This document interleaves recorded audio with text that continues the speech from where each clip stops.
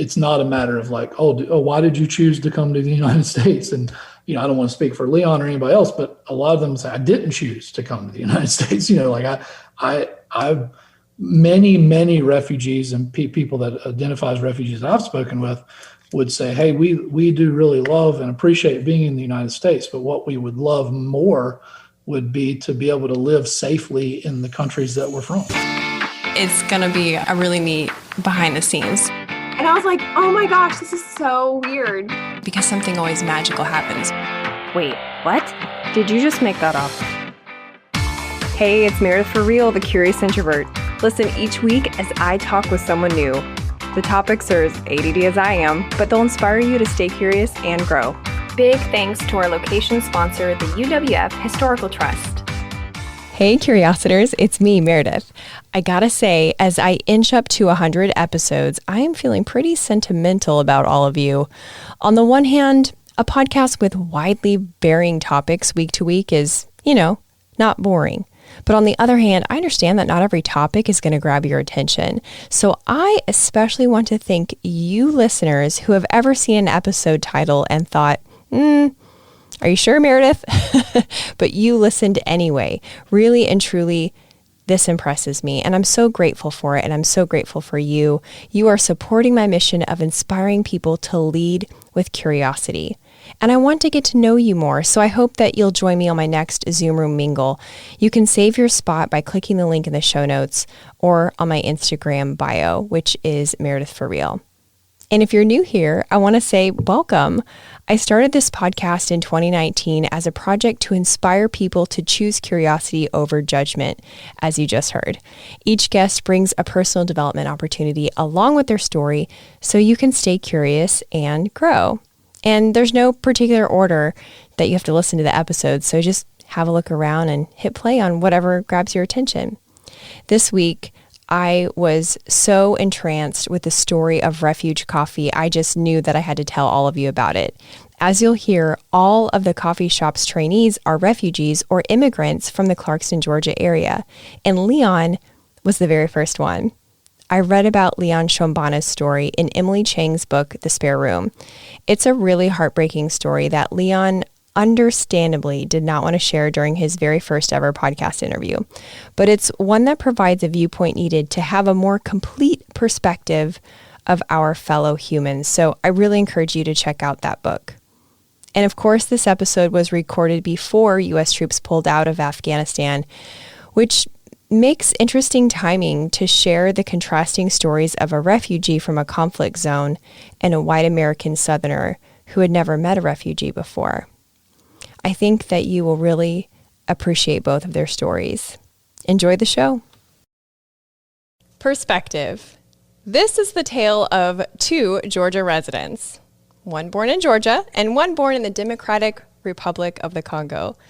And both serve in leadership positions at a very unusual place. Clarkston, Georgia is the most diverse square mile in the United States with over 45 countries represented. That's almost a quarter of, all the countries in the world. Over 60 languages are spoken and refugees make up over a third of the Clarkston population. And in this unusual town, there is an unusual coffee shop, Refuge Coffee, where you'll find laughter and lattes are the common language spoken. And the message? Good coffee. Today, the coffee company's very first trainee is going to share his perspective adapting to the American South. And a white American Southerner will share the evolution of his thoughts around immigrants. Serving up coffee and community, Refuge Coffee Customer Coordinator Leon Shombana and President Walt Anderson. Welcome to the show. Hello. Thanks for having us. Thank you so much for having us. Well, I wanted to start with you, Leon. Can you tell us how long that you've lived in Clarkston, Georgia? Thank you so much. I'm living in Clarkston, Georgia for almost 9 years. 8 years and a half since I'm living in Clarkston, Georgia. And what made you choose Clarkston, Georgia? Because as we said in the intro, it's actually, well, we didn't say this, but it's actually a pretty small town, and it's a very specific town here in Georgia. So did you choose it on purpose, or was it a coincidence? Thank you so much for the question. Yes, I can tell you that there is an older proverb that said that the way who everyone pass is a safe one.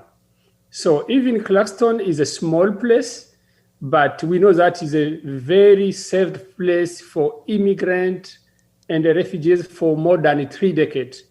So that is the reason. Wow. Yes, that's the reason. So it's a place where we can find almost everyone from all over the world. We live together in the symbiosis of culture without any kind of discrimination. So it makes Clarkston to be a really a village. Oh, I love that. That's so true. Yeah, it's like a village. And I had no idea that Clarkston had such a wonderful reputation for that long. And as far as Refuge Coffee, Refuge Coffee is not 30 years old. How did you find out about Refuge Coffee? Yeah, thank you so much again for the question. So as I told you that we are multicultural, I was living in my next door. There was a lady who originated from Canada. And myself, I'm from Congo. And the next door, there was another older lady from Nepal. So we found ourselves helping the old lady from Nepal. There was a big flood.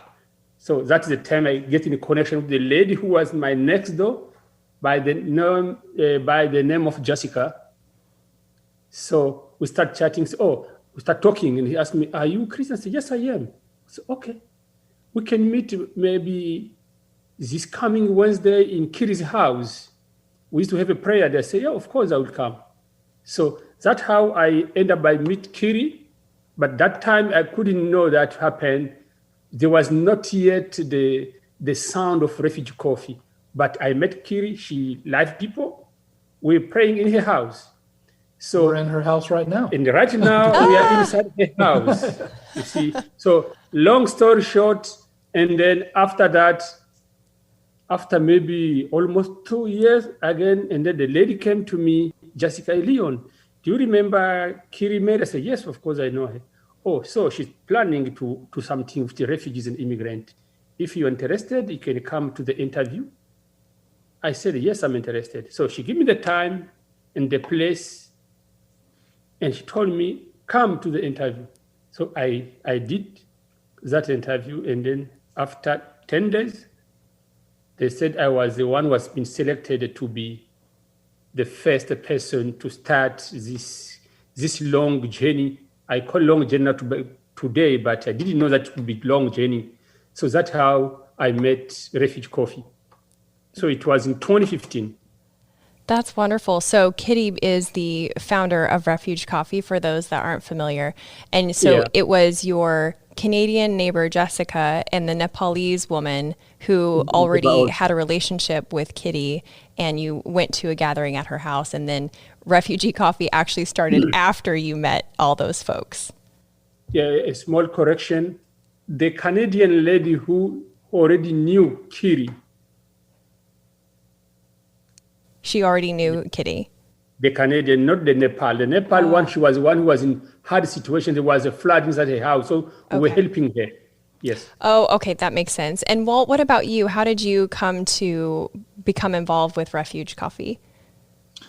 Yeah, so I, first of all, thank you. Thanks for having us on.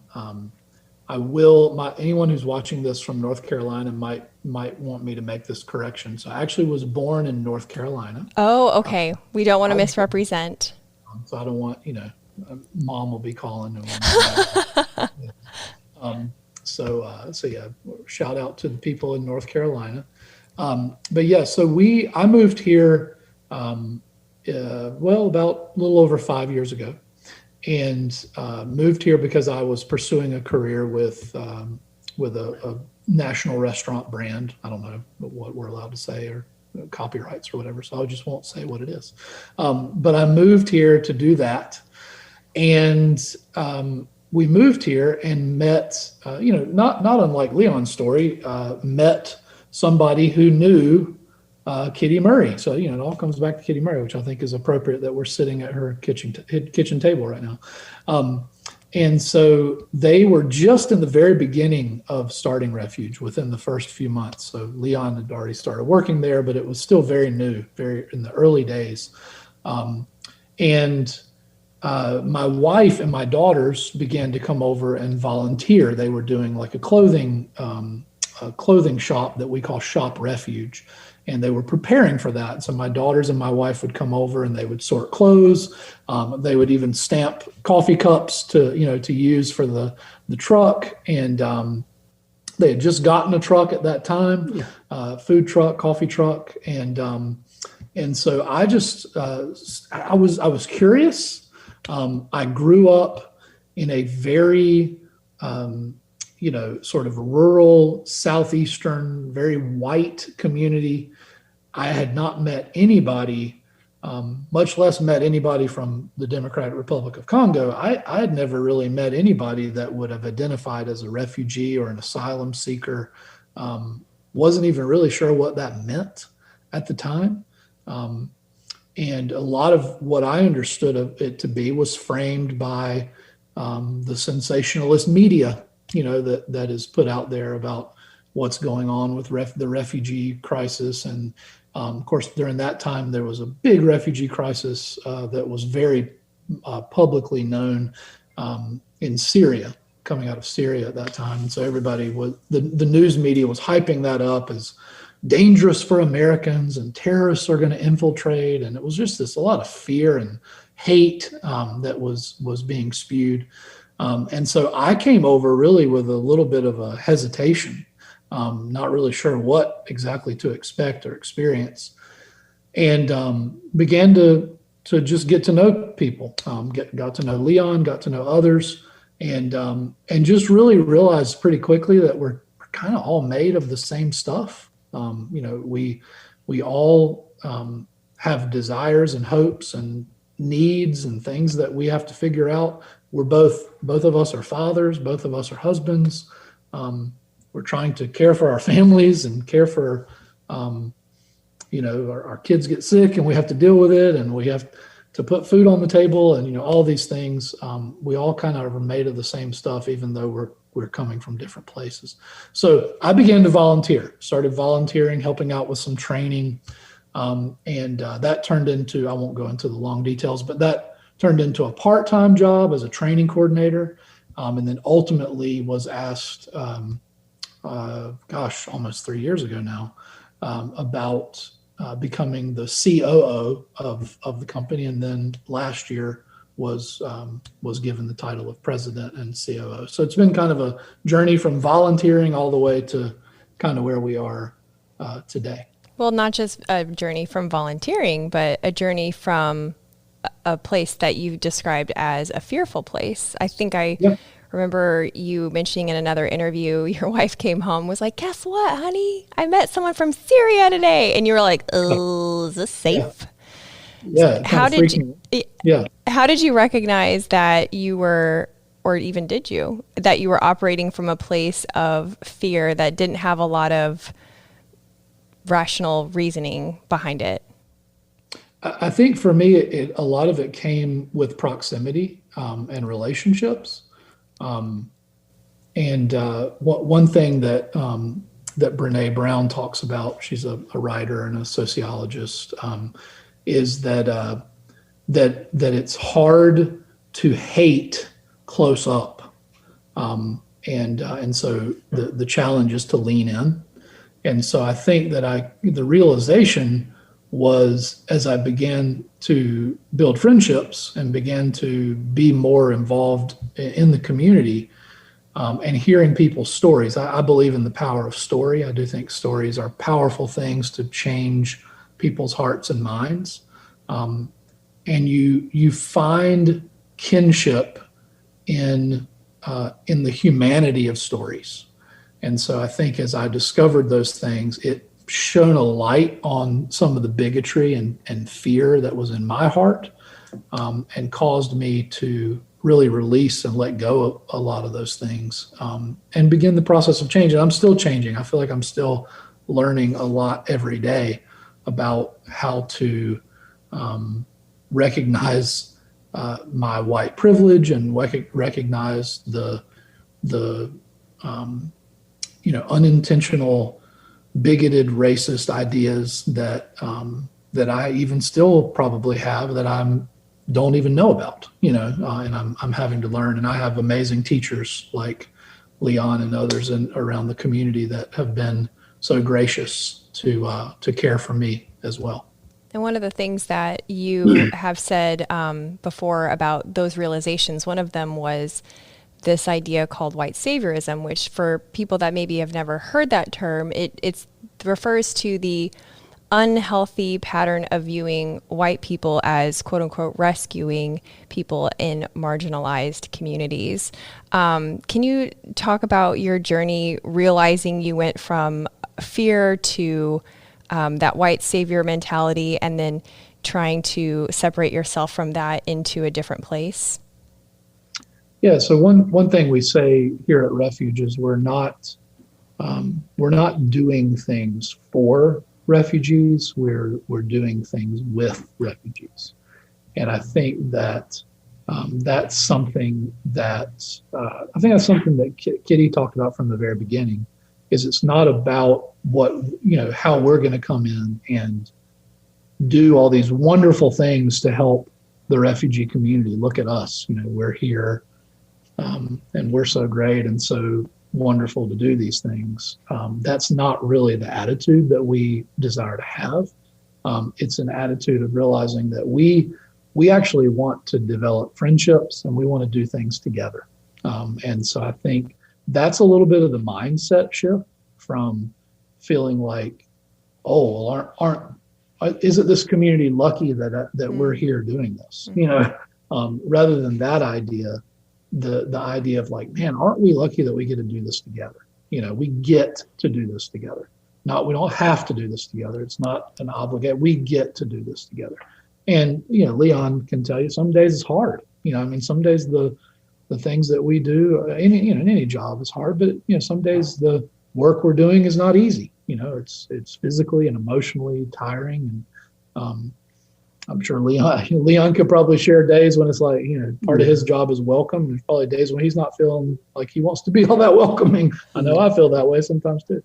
But we get to do this together. And I think that's probably the biggest sort of shift in mindset. And it's the most sustainable way to make those shifts, right? Is through relationships and through community, which is one of the reasons that when I first read about Refuge Coffee in Emily Chang's book, The Spare Room, I had goosebumps from head to toe because, as Kitty put it, she wanted to share a more complete story of immigration and of immigrants in the United States. And so, Leon, that leads me to my next question for you. I would love for you to share what your life was like as a new immigrant in the American South. What were some of your first impressions of the United States and the Americans in Georgia?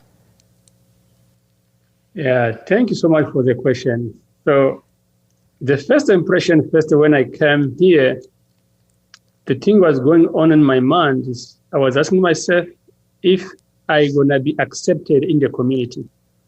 That was the first impression. So I never lived in another place in America except in the South, here in Georgia, Clarkston.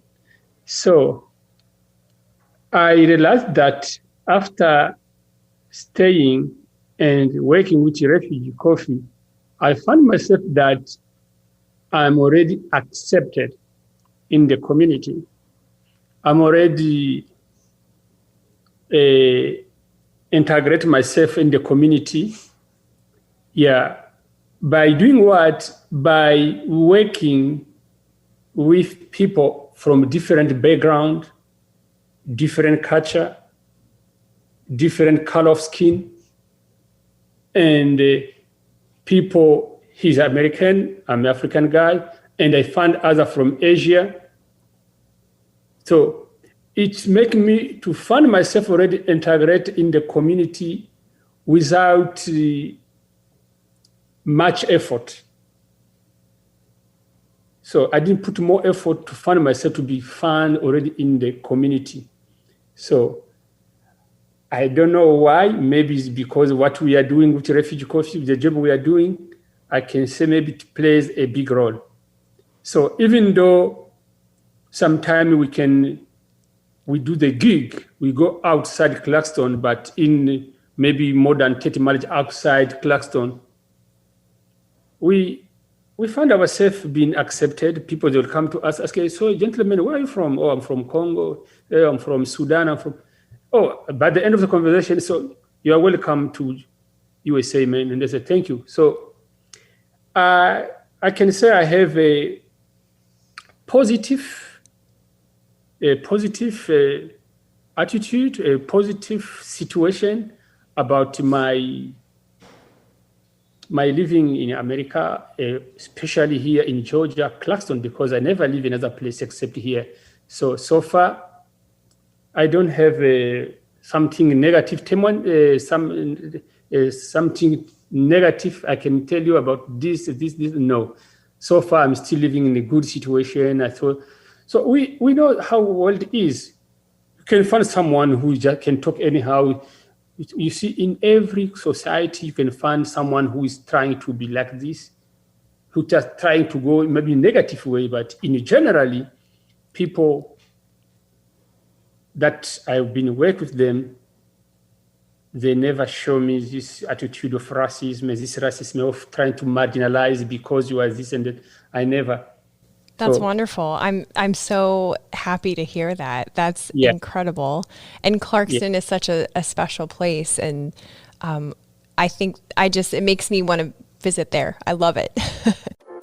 Hey everyone, just a quick interruption to show gratitude to our sponsors and give you some special deals. The UWF Historical Trust. We shoot the show at the Museum of Commerce and the Pensacola Museum of History. And it's not just an amazing step back into the 18 and 1900s, but it's an event space too. And because they love creative collaborations and have spaces for all party sizes, they're pretty much the perfect venue to make your event stand out. So if you need a unique space in downtown Pensacola, take a look at historicpensacola.org. And if you want to tour one of the 12 museums, get your tickets in person so you can show the agent one of my emails and get $2 off an adult ticket. Get emails by texting REAL to 66866. It seems like no one can agree on anything nowadays, but I have found the unifier to unite us all. Mosquitoes suck. Mine were so bad, they were in my car. Have you ever tried to swat a mosquito while driving? Not advised. Insect has been great because they guarantee their work and pollinator care is always top of mind. If you live in the Florida Panhandle or the Gulf Coast of Alabama, give them a call, ensec.net. I get messages all the time asking for help navigating a medical marijuana card, and it's always one of two problems. A, they don't know where to start, or B, they have their card but don't know what to do next. Enter Empathic Practice. If you're in Florida, they're a one-stop shop for your actual doctor visit, medical marijuana recommendation, and holistic support. If you're outside of Florida, even international, they offer cannabis coaching to help you dial in what will work for you. Check them out at empathicpractice.us. Now back to the show. Is there anything that you have found American people maybe misunderstand about the immigration process or that they're just not aware of that you think is important for them to understand? So that is a good question. Sometimes it's hard to answer too, because to understand the immigration process, you need to be used with the terminology and the law of the immigration, so that you can understand how this person found himself here, how he's here, how she's here. So if you don't know anything about immigration, sometimes you cannot understand how these people come from their country to this country. So sometimes that person can come to you, can say to you anyhow, can use maybe bad word, can hate you because he doesn't know exactly what happened, what happened to you and what makes you to be here. So that's why the majority of them, they can come, they ask, Leon, can you tell me what happened to you? What is going on? So someone come like that, you explain to him or to her, he he or she will understand very well, oh, that is the reason. So the process of immigration, of course, there is a process. If there is no process, it can be dangerous for any country because it's like someone leaves the house without a door, without closing the door. So there needs to be a process to follow so that you can find yourself accepted as an immigrant or no. Because every country has, I think the immigration law is almost international law, but they make it so that you can follow that procedure. Otherwise, if you're not legible, you're not legible. Of course, it gives us a headache because sometimes they can ask you so many questions.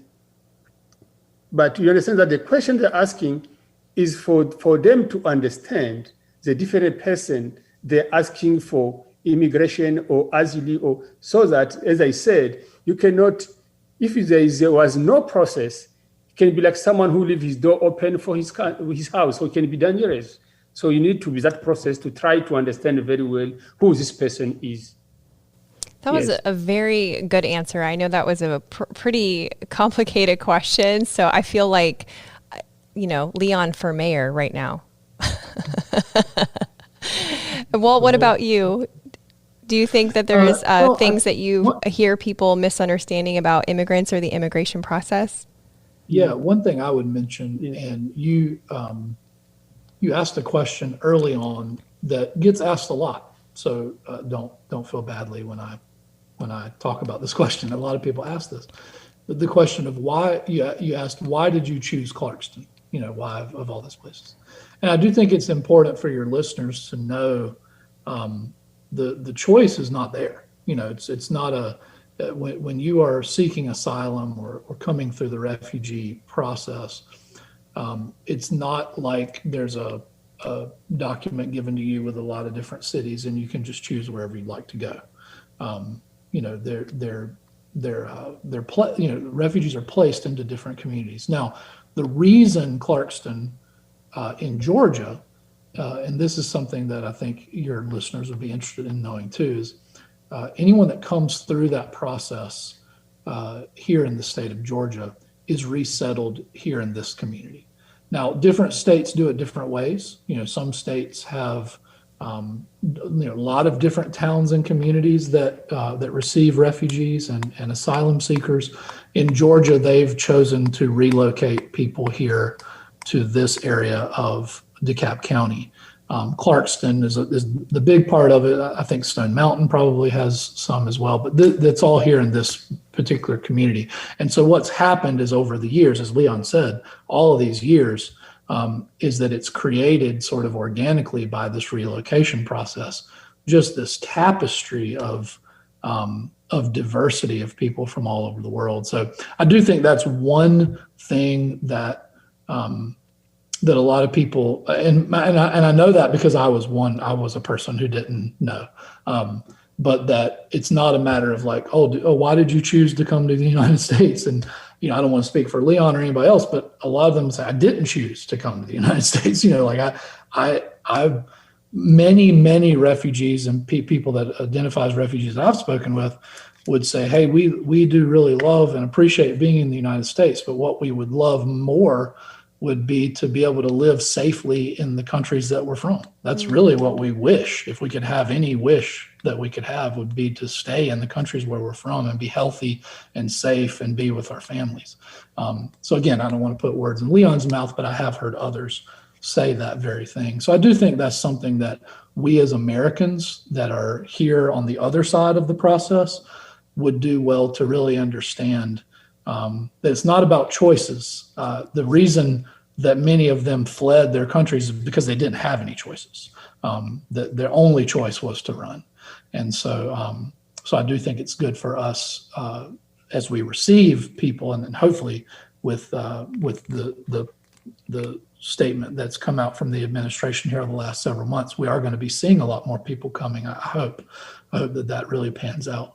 And so I think it's good for us to remember that and know that as we receive people from different parts of the world for that reason. I love that because it's the perspective through relationship that allows people who have lived here for generations to really have that insight of understanding of what it means to come to the United States and what it means to come from the United States from an area of conflict.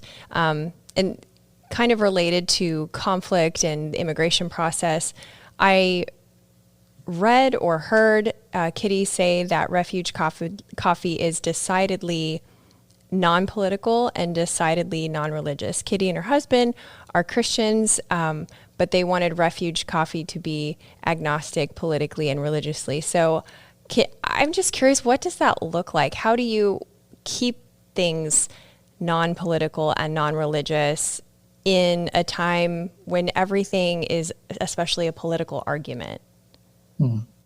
Very carefully. I think that one of the phrases, and Kitty always jokes that she jokes that she doesn't think this is actually a word, so maybe she invented it. But the idea of being agendaless, and so that's something that we are constantly fighting for. And I mean, not fighting, literally fighting, but we're striving and fighting to preserve that vision and mission of being agendaless. And I think, and Leon can speak to this even more as our chief welcome officer, but I think trying not to think of ourselves, so not having a lot of self-importance, and part of that is just realizing, hey, we serve a great, our goal is to serve a great cup of coffee and be a really welcoming place for all people from all backgrounds, all walks of life, all parts of the world, all religions, all colors, all creeds. And it's not that we haven't spoken in times when we feel like it was time to speak up in certain areas. We participated this past summer in some things with Black Lives Matter. That we felt were important, particularly during that time, to lend our platform to. But really, the mission of welcome is what grounds us and keeps us away from getting too political or too religious, and trying to be a place that welcomes all people. And Leon, you can speak to the welcome. I mean, that's what you do. It's what you're so great at. So that's really who we are, is to be a place of welcome. Yeah, thank you so much, Mr. Watt. Yes, to add for what he was saying, so we are not political, we are not religious, as you say, we are genderless. So we welcome everyone from different countries, no matter which religion he is. For my example, I'm a Christian. However, if you see in the track now, we have people that are Muslims, they are working inside. We have other ones, they are not even Christians, they are not even Muslim, they believe in Buddha. Like the Nepal people we have, like Bali and others, they're just a kind of Buddha. So we don't care about religious, we just saw that person as we all created by God. So we welcome everyone. So everyone have his on his own way to believe in God. So that is not our problem. Our problem is to see everyone be welcomed, everyone to feel safe as he's here in Clarkston and work with Refuge Coffee. We are trying to welcome everyone who is coming to us. We are, of course, we are not political. We are non-political organization. I don't know how to say it in English. So we don't interfere with the politics. That is not our mission.